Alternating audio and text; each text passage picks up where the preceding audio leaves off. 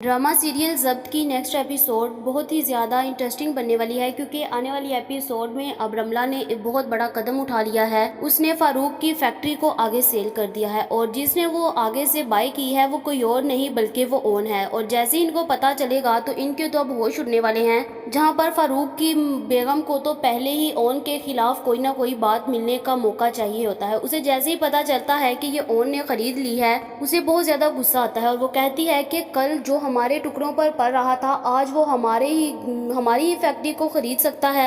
वो कहती है कि इसने ज़रूर रमला को कुछ ना कुछ कहा है जिस वजह से रमला ने ये कदम उठाया है। हालांकि रमला ऐसी लड़की नहीं है। जहाँ पर वो ये बात भूल गई कि इनके घर में फसाद की जड़ सिर्फ और सिर्फ रमला थी। अगर वही इनसे दूर हो रही है तो इनको और क्या चाहिए। और आखिरकार उसने अपना सबूत दे ही दिया। उसने इनके घर पर रहकर इनके ही सीने पर खंजर मार दी। जहाँ पर जैसे ही फारूक को ये बात पता चलती है कि ये फैक्ट्री को जिसने खरीदा है वो कोई और नहीं बल्कि ओन है, तो वो उसी वक्त ओन के पास जाता है और उसको अपने घर बुला लेता है। ओन जैसे ही इनके घर आता है तो वो आकर इन्हें कहता है कि ओन तुमने हमारी फैक्ट्री हमारे से धांधली से ली है। जिसके बाद ओन कहता है कि मेरे पास सारे सबूत हैं, मैंने ऐसा कुछ नहीं किया बल्कि मैंने पूरी की पूरी पेमेंट अदा करके रमला को ये फैक्ट्री उससे बाय की है, क्योंकि मैं नहीं चाहता था कि हमारे खानदान में कोई और आए, इसलिए मैंने घर की चीज़ घर ही रहने दी है। जिसके बाद उसी वक्त इसकी बेगम फारूक की बोलती है कि तुम तो कल पर हमारे नमक पक को खाते हुए आज हराम कर रहे हो। जहाँ पर वो शामी कहता है कि ये तो अब रमला के साथ मिला हुआ है, इसने ही रमला को मेरे से दूर किया। जहाँ पर ओन को बहुत ज़्यादा गुस्सा आता है और वो उसको दो टोक अल्फाज सुनाता है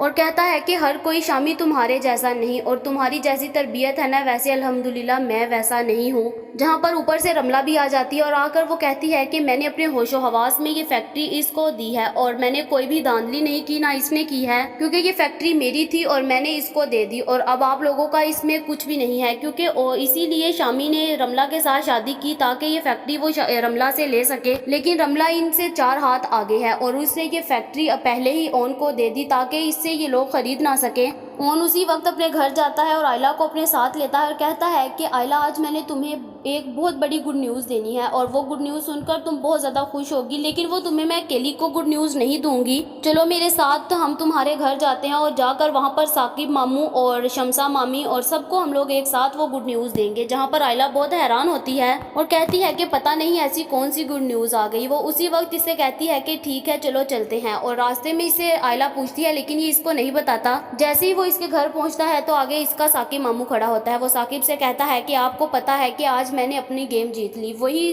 जो फैक्ट्री थी वो मैंने अपने नाम खरीद ली है। रमला उसको सेल कर रही थी और मुझे जैसे ही पता चला कि वो सेल हो रही है तो मैंने सोचा कोई गैर जरूर हमारे खानदान में आई, इसलिए मैंने वो फैक्ट्री को खरीद लिया ताकि घर की चीज़ घर ही रहे। जहाँ पर साकिब बहुत ज़्यादा खुश होता है और उसको शाबाश देता है। जहाँ पर शमसा के भी होश उठ जाते हैं कि ओन कल को जिसको हम नकारा कहते थे आज वो इतनी बड़ी फैक्ट्री का मालिक बन गया। जहाँ पर आयला तो खुशी के मारे फूले नहीं समाती और वो उसे कहती है कि आपने ये गुड न्यूज़ मुझे पहले क्यों नहीं दी। जहाँ पर ओन कहता है कि अगर मैं तुम्हें अकेली को दे देती तो अब जो तुम्हारे मुंह के एक्सप्रेशन थे वो तब मुझे नजर ना आते, इसलिए मैंने ये देखने के लिए तुम्हें थोड़े सस्पेंस में डाला और अब देखो तुम्हारे मुंह के रिएक्शन और तुम्हारी खुशियाँ मुझे खुद ही नजर आ गई। जहाँ पर दूसरी तरफ बीजान खुश तो होती है लेकिन एक तरफ वो सैड भी होती है क्योंकि उसका बड़ा बेटा है और उसके बेटे की चीज़ आज ओन के हाथ आ गई। और उसी वक्त बीजान बहुत टेंशन में होती है और उसे कहती है कि अगर ओन बेटा वो तुमसे दोबारा वापस ले तो उनको दे देना, लेकिन ओन कहता है कि बीजान नहीं, ये अब मैं दोबारा नहीं कर सकता। जहाँ पर उसी वक्त भी फारूक की कॉल आ जाती है और वो उसी वक्त बीजान को कहता है कि इसने हमारे से धांधली से ली है।